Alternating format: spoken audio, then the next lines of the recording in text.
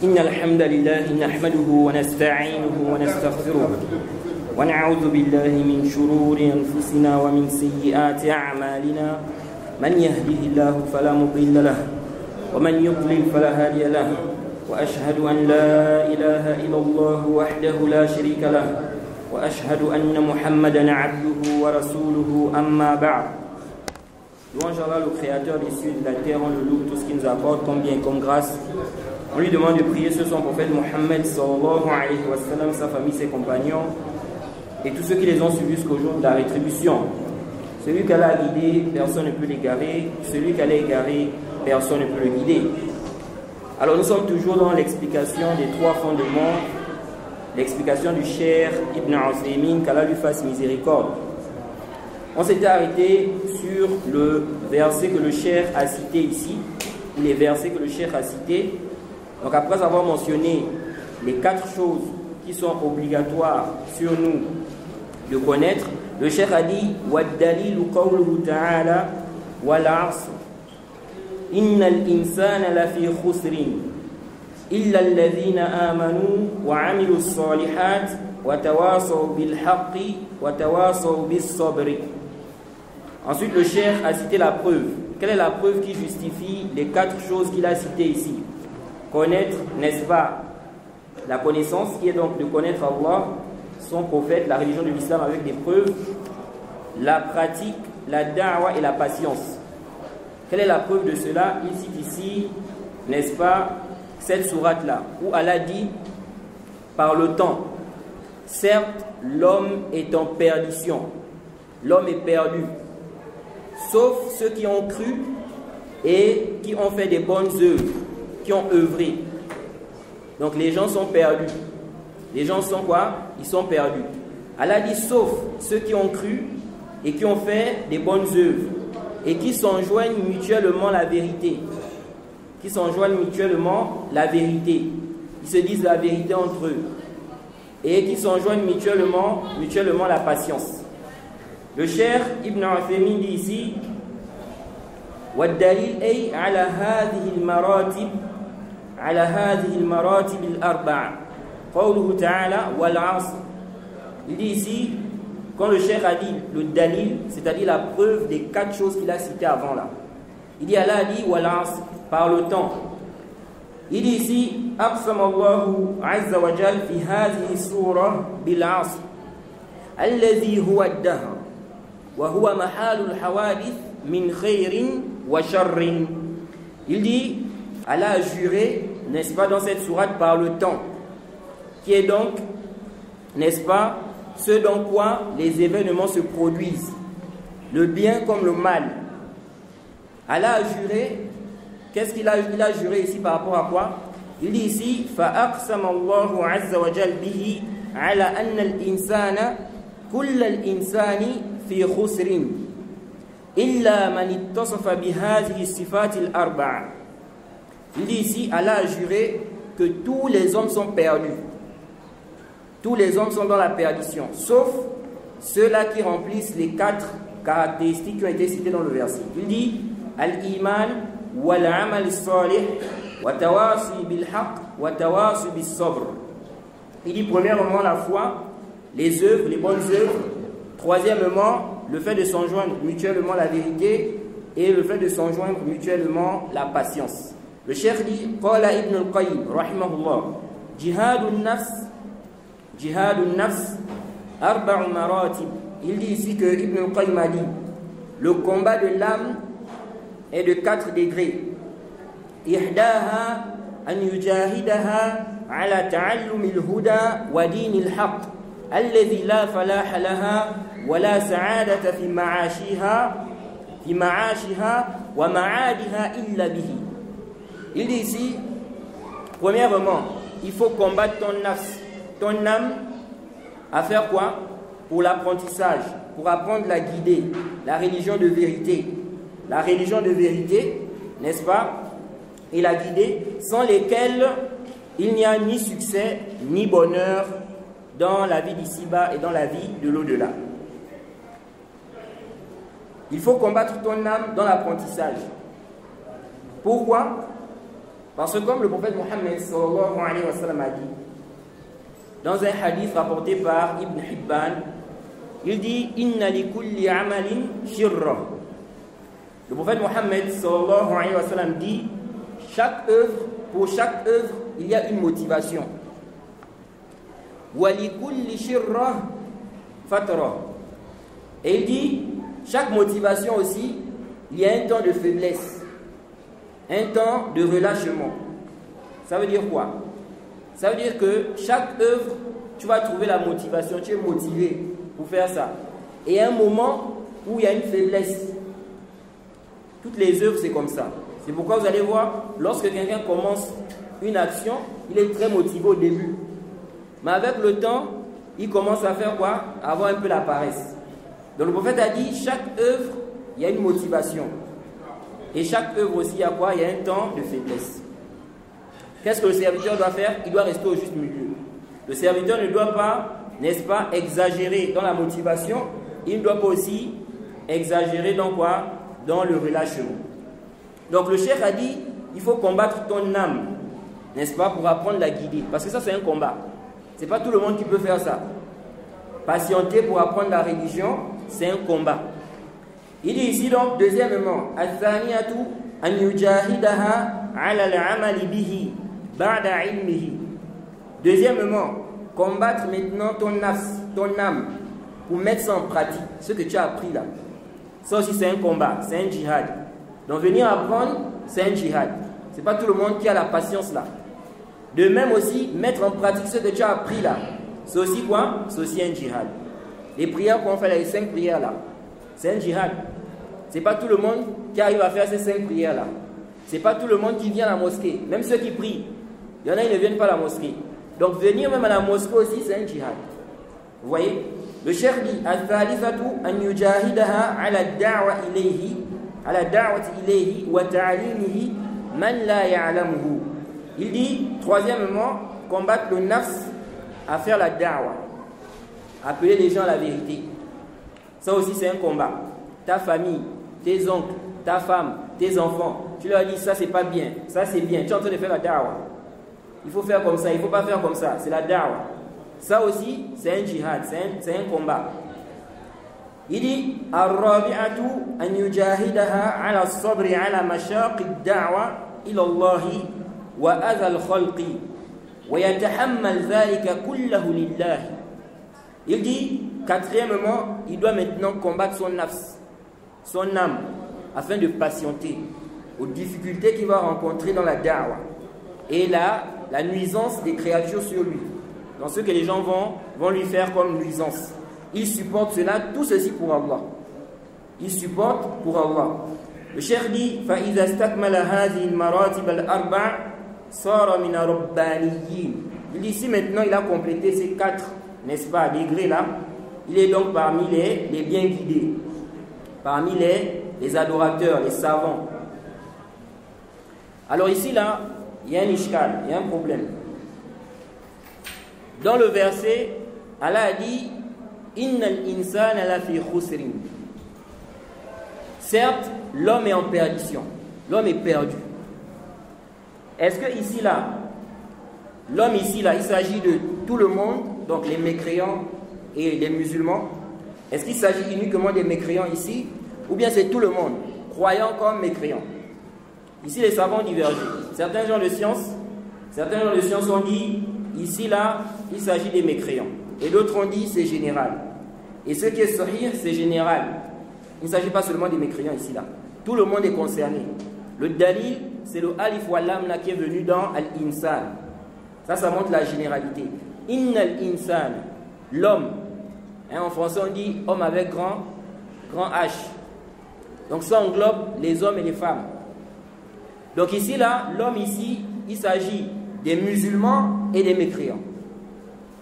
Si on dit ici c'est général, comment on va dire que le musulman est dans la perdition? Le cheikh As-Sa'di, l'érudit As-Sa'di, il a expliqué ce verset-là dans son tafsir.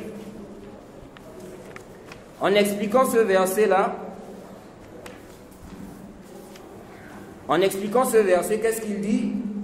Il dit wal khasaru maratibu muta'addida mutafawita. Il dit qad yakunu khasaran mutlaqan ka hali man khasira ad-dunya wal akhirah wa fatahu an-na'im wastahaqqa al-jahim. Il dit la perdition est en plusieurs degrés. Quand on dit quelqu'un dans la perdition, lui là il est perdu. Ça des degrés. Il dit donc ces degrés là sont différents. Il dit se peut que la perdition soit absolue, donc totale. Lui là il est perdu complètement. Il dit comme la situation de celui qui a perdu ici-bas et l'au-delà. Donc il a perdu ici-bas, il a aussi perdu l'au-delà. Il n'a pas eu quoi? Il n'a pas eu, ou il n'aura pas la jouissance de l'au-delà, et il mérite l'enfer. Donc ça c'est une perdition. Comme le cas des mécréants, ils sont perdus, c'est une perdition totale. Vous voyez? Celui qui meurt mécréant. Il dit وَقَدْ يَكُنْ خَاسِرًا مِنْ بَعْضِ الْوُجُوهِ دُونَ بَعْضٍ. Il dit se peut qu'il soit perdant dans certains aspects et pas dans d'autres. Il dit وَلِهَذَا عَمَّمَ اللَّهُ الْخَسَارَ لِكُلِّ إِنسَانٍ. Il dit c'est pour cela Allah a généralisé ici là tous les hommes, parce que cette perdition là elle varie. Il se peut que ça soit une perdition totale pour celui qui est mécréant par exemple. Il se peut que ça soit une perdition partielle en fonction de ta négligence, dans ce qui a été mentionné. Il dit ici, Allah a donc généralisé que les gens sont, tout le monde est perdu. Il dit, sauf celui qui va regrouper les 4 caractéristiques là. Premièrement, il dit, al-iman bima amara Allah bil-iman bihi, wa la yakunu al-iman biduni al-ilm, fa huwa far'un anhu, wa la yatimmu illa bihi. Il dit, premièrement, la foi. Il a dit, sauf ceux qui ont cru. Donc, il y a d'abord la foi. Il dit la foi en ce qu'Allah a ordonné d'y croire. Et il dit, ne peut y avoir de foi sans science. Vous voyez?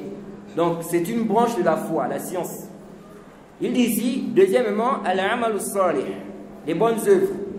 Donc, premièrement, la foi. Ça ne suffit pas. Les bonnes œuvres. Il dit, wa hadha shamilun li af'alil khair, wa hadha shamilun li af'alil khair kulliha.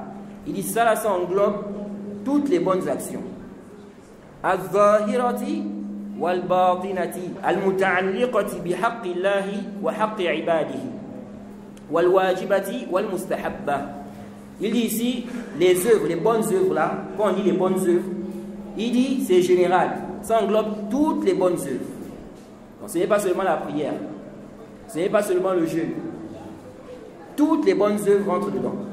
Il dit les œuvres apparentes comme cachées. Ce qui est en rapport avec le droit d'Allah et le droit des créatures. Ce qui est obligatoire et ce qui n'est pas obligatoire. Tout cela rentre dans les bonnes œuvres. Donc quand Allah a dit, sauf ceux qui ont cru et qui ont fait des bonnes œuvres, il s'agit de toutes sortes de bonnes œuvres. La prière, la zakat, l'aumône, les bonnes actions, la crainte, l'espoir, tout ce qui est bonne action. C'est pourquoi il a dit ici, apparent et caché. Même les actes cachés, n'est-ce pas? Même les actes cachés rentrent là-dedans. Et ça, c'est très important. Beaucoup de gens lisent dans le Coran, on parle des œuvres, des bonnes actions. Souvent, ils pensent aux actes apparents. La prière, le jeûne. Non, ce n'est pas ça. C'est vrai qu'on peut avoir des textes où on vise les actes apparents par les bonnes œuvres. Généralement, quand on parle des bonnes actions, il s'agit quoi? Il s'agit de tout ce qui est bonne action. Donc, que ce soit les actes apparents ou bien les actes cachés. Donc, même la crainte. La crainte que tu as dans le cœur là, ça concerne, ça rentre dedans, les bonnes actions, ça fait partie des bonnes actions. L'espoir, quand tu espères la récompense d'Allah, tu espères le paradis, ça fait partie des bonnes actions. C'est pourquoi le cheikh ici, il a fait quoi? Il a fait allusion à ça, il a mentionné cela. Ici là dans le verset on a dit, sauf ceux qui ont cru et qui ont fait des bonnes actions. Alors, ici là on voit bien qu'Allah mentionne l'importance des bonnes actions. Ce n'est pas comme beaucoup de gens disent aujourd'hui. Il y a des gens aujourd'hui là, quand on leur dit ne faites pas telle chose, pourquoi tu fais comme ça? Il ne fait pas ça. Il dit la foi c'est dans le cœur. Il dit quoi? La foi c'est dans le cœur. Vous voyez? Ça c'est quoi? Ça c'est complètement batil. Et ça contredit les textes. Non, la base de la foi c'est dans le cœur. Mais la foi ne se limite pas à ce qui est dans le cœur. Le prophète Mohammed sallallahu alayhi wa sallam, dans le Sahih, qu'est-ce qu'il a dit? Il a dit Al-Iman bid'un wa sab'una shu'ba. La foi comporte 70 et quelques branches. Il dit A'laha, la plus haute branche, qawlu la ilaha illallah.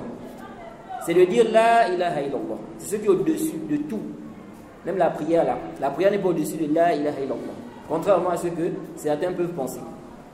Le tout début, ce qui est au-dessus de tout là, c'est la ilaha illallah.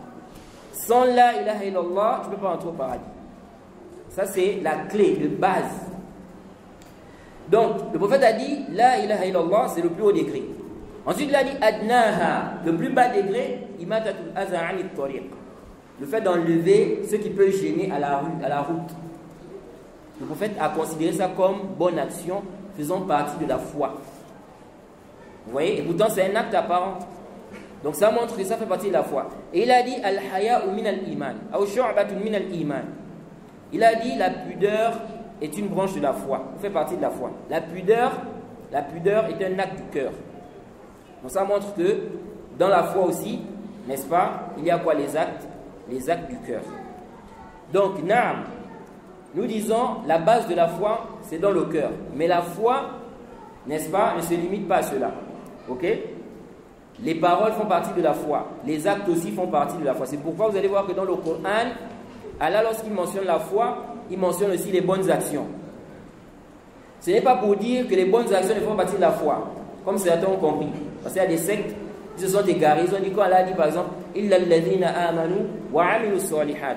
Ceux qui ont cru et qui ont fait des bonnes actions. Ils ont dit Allah a séparé entre la foi et les œuvres. Donc ça veut dire que, n'est-ce pas, les œuvres ne font pas partie de la foi. Ça c'est quoi? C'est un égarement. Ici là, pourquoi Allah a cité les œuvres? Parce que si Allah avait dit seulement ceux qui ont cru, des gens pouvaient croire que les œuvres ne font pas partie de la foi. C'est pourquoi on a spécifié les œuvres. C'est pas pour dire que les œuvres ne font pas partie de quoi? De la foi. Et le prophète Mohammed sallallahu alayhi wa sallam, dans le Sahih, le hadith de Nu'man ibn Bashir, le prophète a dit quoi? Le prophète Mohammed sallallahu alayhi wa sallam a dit Ala inna fil jasadi mudra iza salahat salaha al jasadu kulluhu wa iza fasadat fasada al jasadu kulluhu ala wa hiya al qalb. Le prophète dit dans le corps là, il y a un morceau de chair. Si ce morceau de chair est bon, l'ensemble du corps, tout le corps sera bon.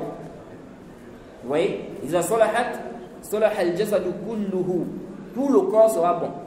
Si c'est mauvais aussi, l'ensemble du corps là sera mauvais. Il s'agit du cœur. Donc c'est faux de dire tu es dans la désobéissance, tu commets le zina, tu ne mets pas le voile, tu es dans la médisance, tu es dans le vol, tu es dans la turpitude. On te dit de délaisser ça, tu dis la foi c'est dans le cœur. Là, vous voyez, si ton cœur était bon, ça allait se voir au niveau des membres. Jay. Donc le fait qu'on te voit ici dans la désobéissance, dans les péchés, dans la turpitude, ça montre que ton cœur a un problème. Maintenant ici là, le prophète a dit quoi? Il a dit, si le corps est bon, c'est tout le corps qui sera bon. Jay. Le cœur peut être bon totalement, comme il peut être bon partiellement. Jay. Donc ça veut dire quoi? Ça veut dire que si le cœur est totalement bon, l'ensemble du corps sera bon. Si le cœur est un peu bon, c'est aussi une partie qui sera quoi? Qui sera bon. Donc commettre des désobéissances, n'est-ce pas, ne montre pas que le cœur est totalement mauvais. Tant qu'on est musulman, tout celui qui a l'islam, son cœur est quand même bon, même si c'est un peu. Tout celui qui a quoi? L'islam, son cœur est quand même bon, même si c'est un peu. C'est pourquoi le prophète ici a été très précis. Et ça montre vraiment, n'est-ce pas, que ce que le prophète dit là, c'est la réalité. Certains gens de science ont dit le cœur là, ils ont comparé ça à quoi? Ils ont comparé ça au roi. Ils ont dit le cœur est comme le roi. Si le roi est bon, n'est-ce pas, les soldats seront bons. Ils ont comparé les membres aux soldats. Ils ont dit, si le roi est bon, les soldats aussi seront bons. Donc le roi va ordonner aux soldats de faire ce qui est bien. Si le roi est mauvais, les soldats aussi seront mauvais. Vous voyez? Mais ça, ce n'est pas toujours le cas. Comme a expliqué le Cheikh al-Islam Ibn Taymiyyah. Il explique que le roi peut être bon, mais il a des mauvais soldats. Des soldats qui lui désobéissent. Vous voyez? Comme le roi peut être mauvais, il a des bons soldats. Vous voyez? C'est pourquoi nous disons, comparer le cœur au roi et les membres aux soldats, ce n'est pas quoi? C'est discutable. Ici, la parole du prophète est claire. Le prophète ici, il a ramené tout au cœur. C'est-à-dire que si le cœur là-bas est bon, alors le reste sera bon. Si ce n'est pas bon, l'extérieur ne sera pas bon. Mais il n'a pas fait le contraire. L'extérieur peut être bon, mais ça ne veut pas dire que le cœur est quoi? Est forcément bon.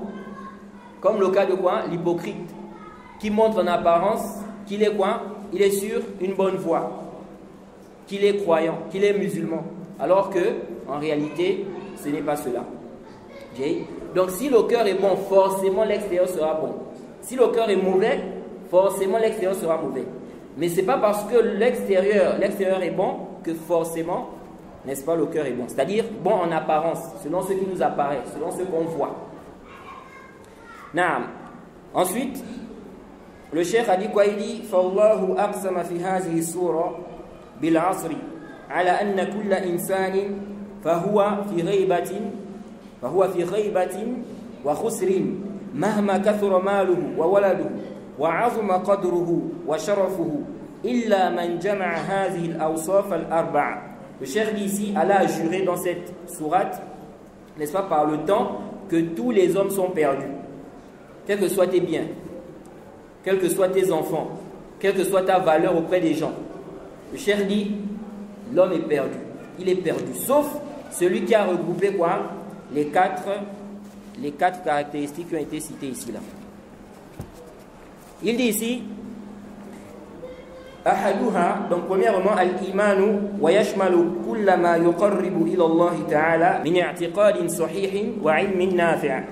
Il dit premièrement, donc les quatre choses qui ont été citées, on a vu ça, la foi, il dit ça englobe tout ce qui rapproche d'Allah, comme bonne croyance et science profitable. Ensuite, il a dit al-amal as-salih. Deuxièmement, les bonnes œuvres. Il dit ça englobe kullu qawlin aw fi'lin. Toute parole, toute œuvre, tout acte. Tout ça, ça rentre dans quoi? Dans les bonnes œuvres ici là.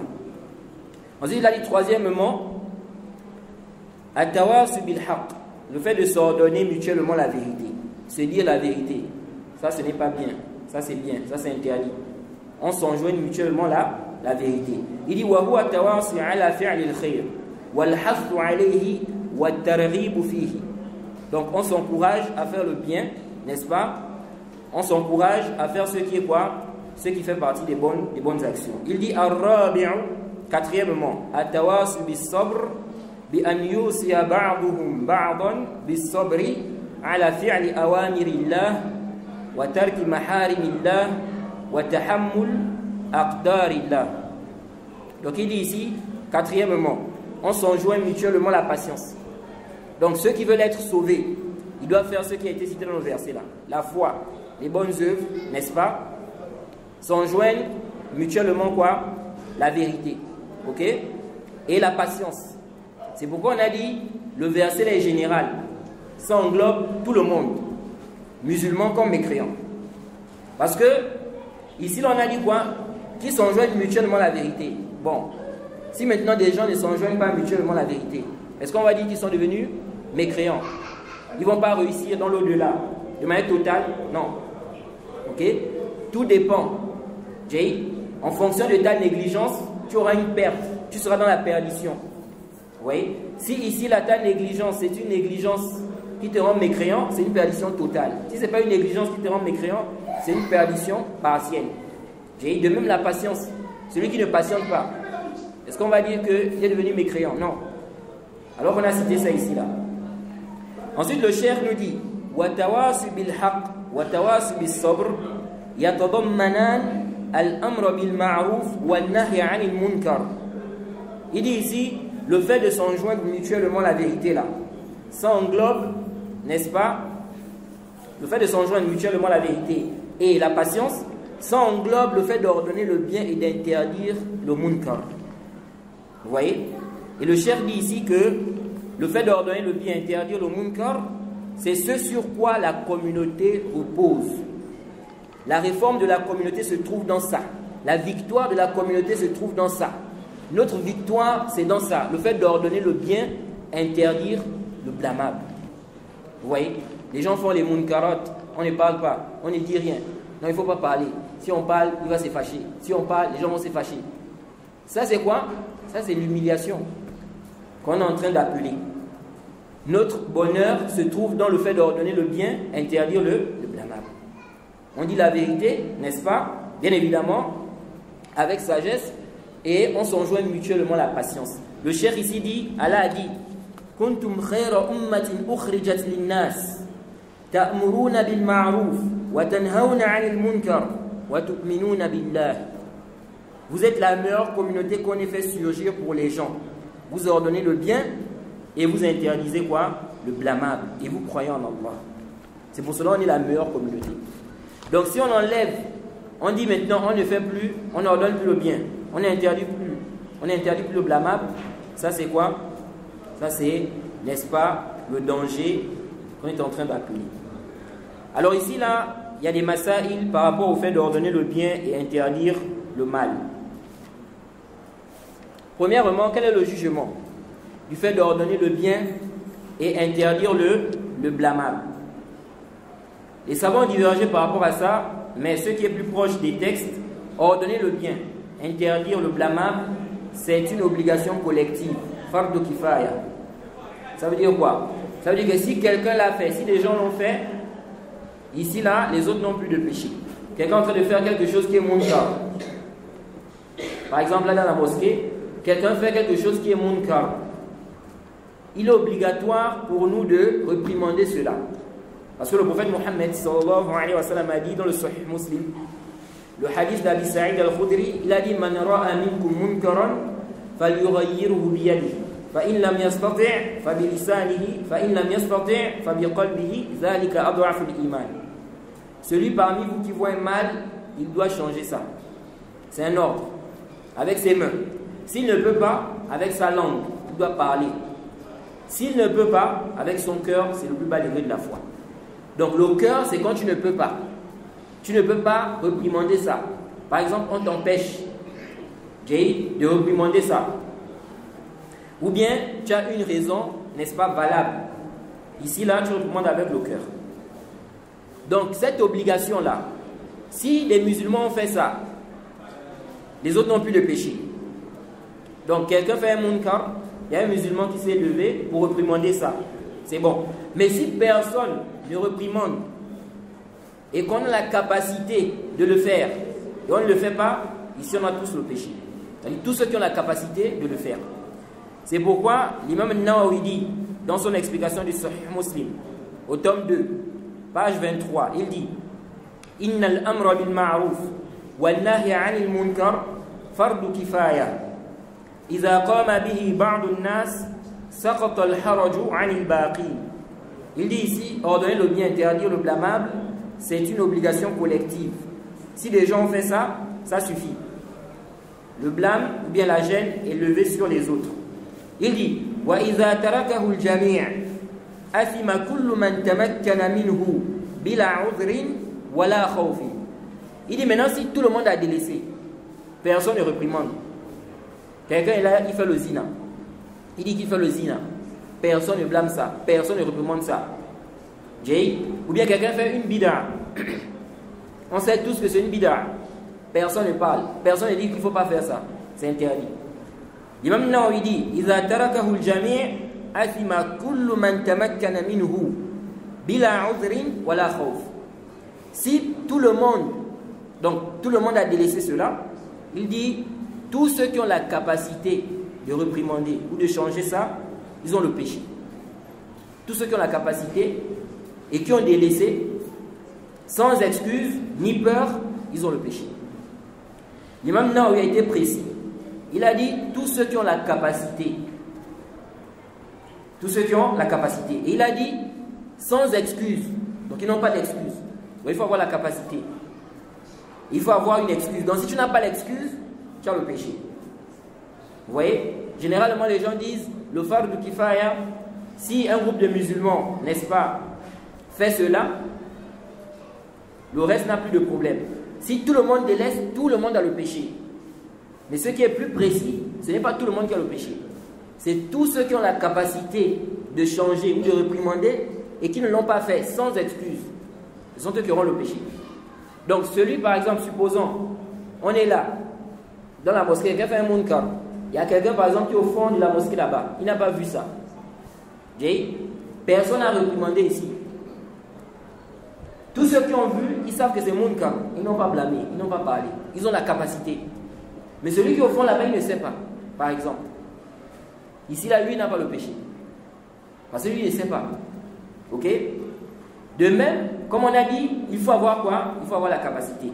Quelqu'un, maintenant, il a vu le munkar. Mais on l'empêche de réprimander ça. Ou bien, on lui dit, si tu parles, on va t'enfermer. Ou bien, on va te tuer. Vous voyez? Bien que les savants ont divergé. Celui qui dit le haq, celui qui dit la vérité. Toi, tu dis la vérité. On te menace. Que si tu continues, on va te tuer. Est-ce que c'est mieux pour toi de continuer, même si on te tue? Ou bien c'est mieux pour toi de te taire? Les savants ont divergé ici. Certains savants ont dit, le mieux, c'est quoi? C'est de continuer même si on te tue. Tu es martyr. Tu es quoi? Tu es martyr. Parce qu'on t'a tué à cause de quoi? À cause de la vérité. Vous voyez? Et il y a d'autres savants qui ont dit, ici le mieux, c'est quoi? C'est de t'abstenir. Tu t'abstiens. Vous voyez? Il y a d'autres savants qui ont dit, on regarde la maslaha. Tu regardes la maslaha. Il se peut que les gens ont besoin de toi. Et donc si toi maintenant, tu dis, bon moi je dis la vérité. Même s'ils m'ont menacé, qu'ils vont me tuer, on n'a qu'à me tuer. Je vais être martyr. Alors que les gens, le milieu où tu es là, les gens ont besoin de toi, les gens ont besoin de ta science. Vous voyez, certains dans les sciences ont dit, dans des cas comme ça, tu fais quoi? Tu laisses. Donc il a dit ici, sans excuse et sans peur. Il dit, ثم إنه قد يتعين كما إذا كان في موضع لا يعلم به إلا هو. Il dit, il se peut aussi que ça soit obligatoire sur la personne. Comme quelqu'un qui est dans un milieu où il n'y a que lui qui sait, qui connaît le munkar là. C'est lui seul qui connaît ça. Donc ici c'est obligatoire sur lui, pas sur les autres. Parce qu'ils ne savent pas. Il dit ici, أو يتمكن من إزالته أو لا يتمكن من إزالته إلا هو. De même aussi dans le cas où il n'y a que lui seul qui peut enlever ça. Personne ne peut enlever le munkar là. Il n'y a que lui, par exemple. Le cheikh dit ici, il dit وَكَمَنْ يَرَى زَوْجَتَهُ أَوْ وَلَدَهُ أَوْ غُلَامَهُ عَلَى مُنْكَرٍ أَوْ تَقْصِيرٍ فِي الْمَعْرُوفِ. Il dit comme quelqu'un par exemple qui voit quoi? Il voit sa femme ou bien son enfant, vous voyez, dans le munkar, dans ce qui est blâmable. Vous voyez maintenant quelqu'un, tu vois une femme qui est dans le munkar, il se peut que tu ne sois pas dans la capacité de faire quoi? De changer le munkar là, parce que ce n'est pas ta femme. Vous voyez? Parce que ce n'est pas ta femme. Donc le cheikh dit ici, des cas comme ça, il dit, ça devient obligatoire sur lui, c'est lui qui doit faire ça. Ensuite il dit, وقال العلماء, les savants ont dit, ولا يسقط عن المكلف الأمر بالمعروف والنهي عن المنكر لكونه لا يفيد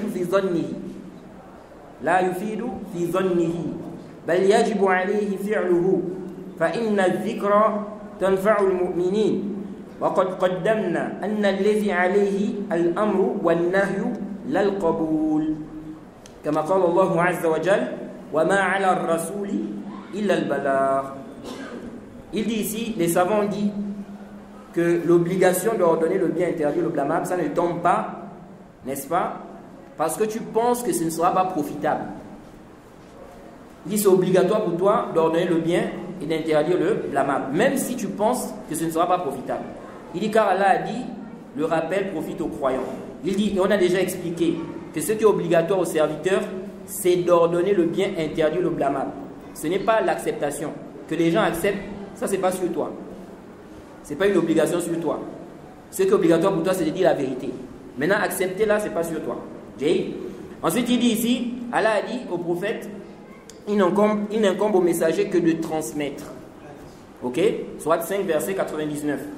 Alors ici, là, les savants ont débattu sur cette question. Quelqu'un, il a vu le munkar. Il a vu quelque chose qui n'est pas bien. C'est la zane? Ah. Hein? Allez-y, on va reprendre après. Hein? Ah, ok. Non.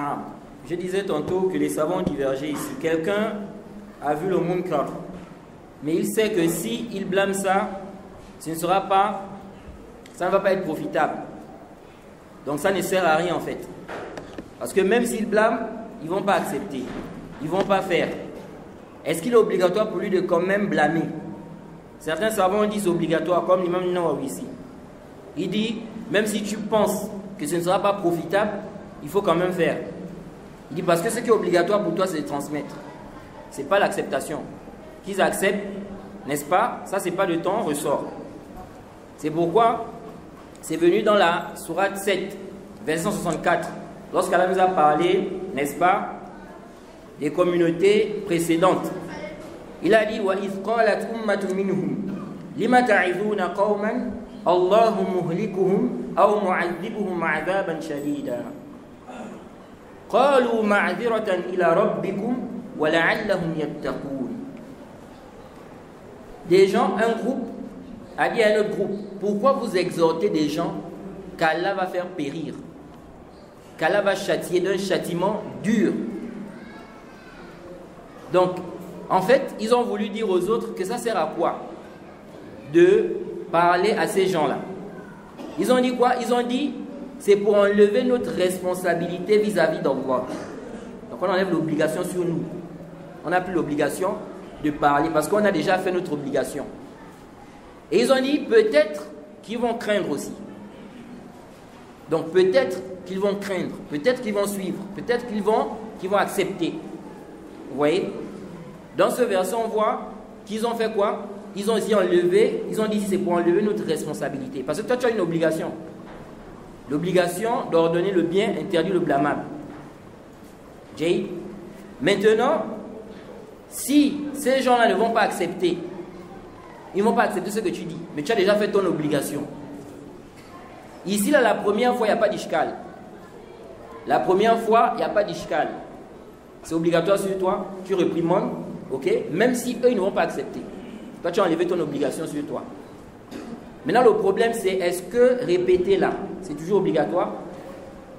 Donc, j'ai déjà blâmé une fois, mais la personne n'a pas compris, bien les gens n'ont pas compris. Est-ce que c'est encore obligé à chaque fois? Ça, c'est une question, n'est-ce pas? Yahtaji la bahth. Ça nécessite une recherche.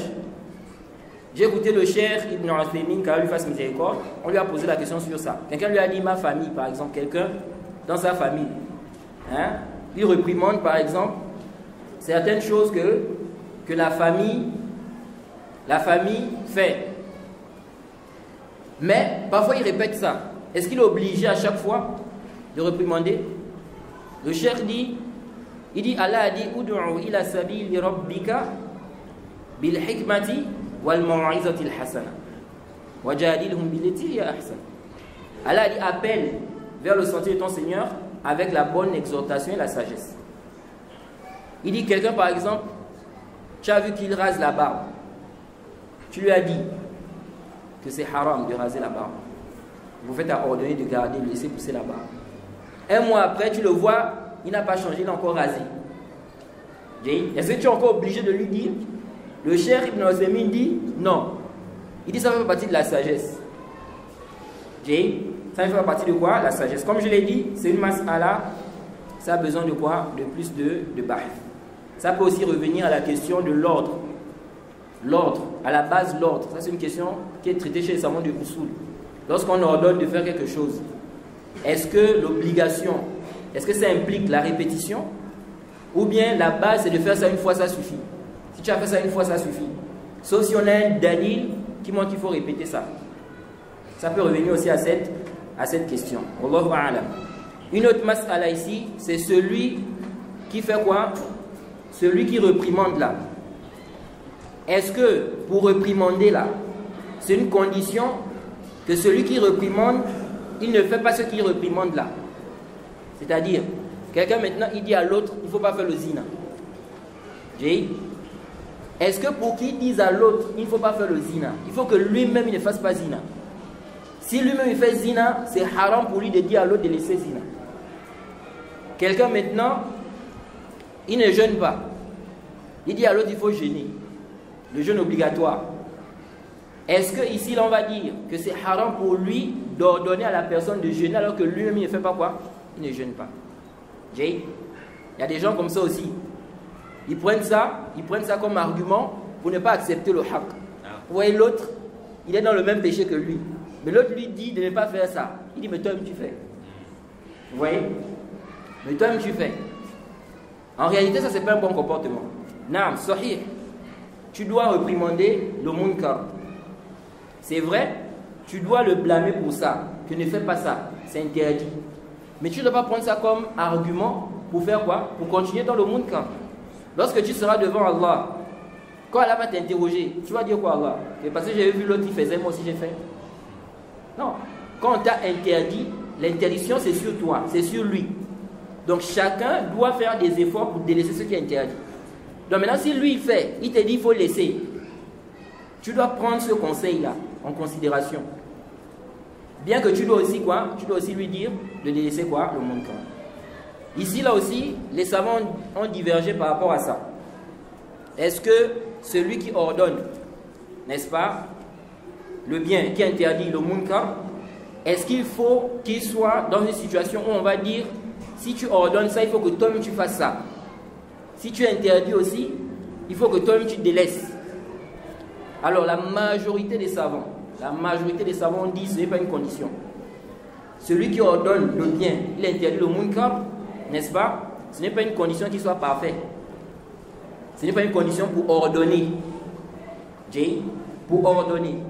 Maintenant, il y a des savants qui ont dit il doit nécessairement délaisser ça pour ordonner. Ça veut dire quoi? Ça veut dire que c'est haram pour lui, c'est interdit pour lui de dire à l'autre laisse ça, alors que lui-même il fait ça.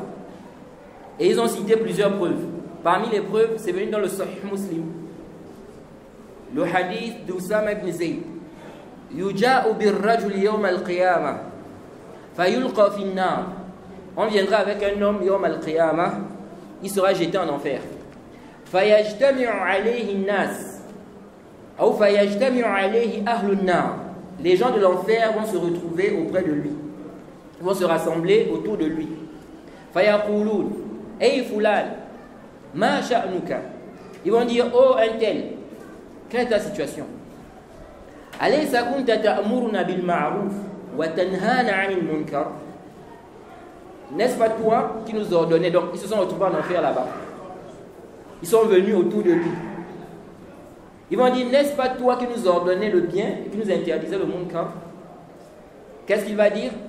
Kuntu amurukum bil ma'ruf wa la ati wa anhaakum 'anil munkar wa ati. Il va dire, je vous ordonnais le bien, mais je ne faisais pas ça moi-même. Et je vous interdisais le munkar, n'est-ce pas? Et moi-même je faisais ça. Ils ont dit, ça montre le châtiment de celui qui ordonne les gens quelque chose que lui-même n'applique pas. Tu interdis, toi-même tu es dedans.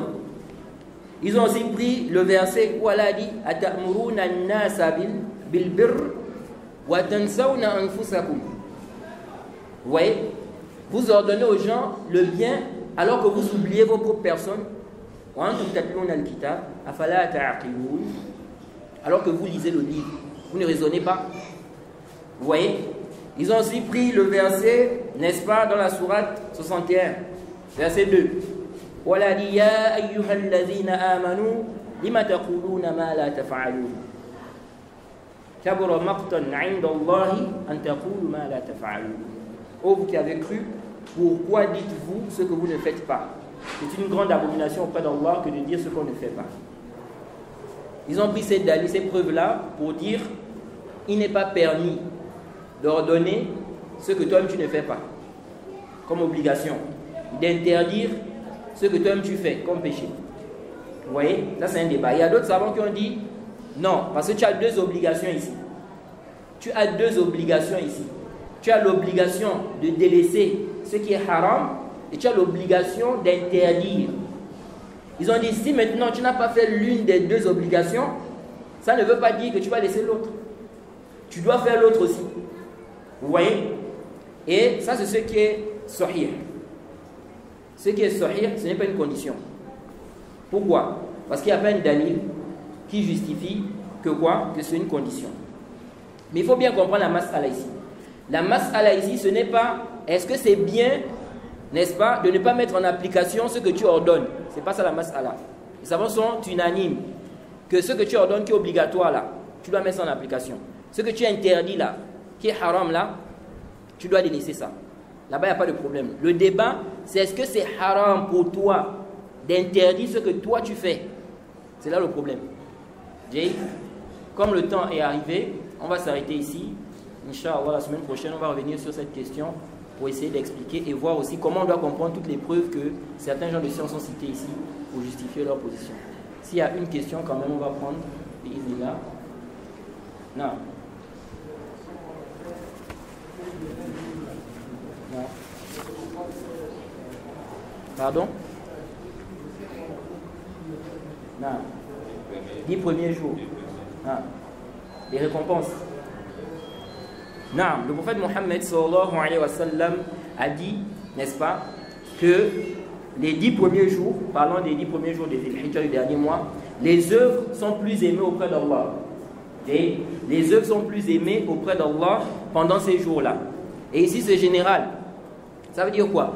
Ça veut dire les œuvres ici, ça peut être le jeûne, ça peut être la prière, ça peut être les adhkars, tout ce qui est bonne action. On ne spécifie pas le jeûne.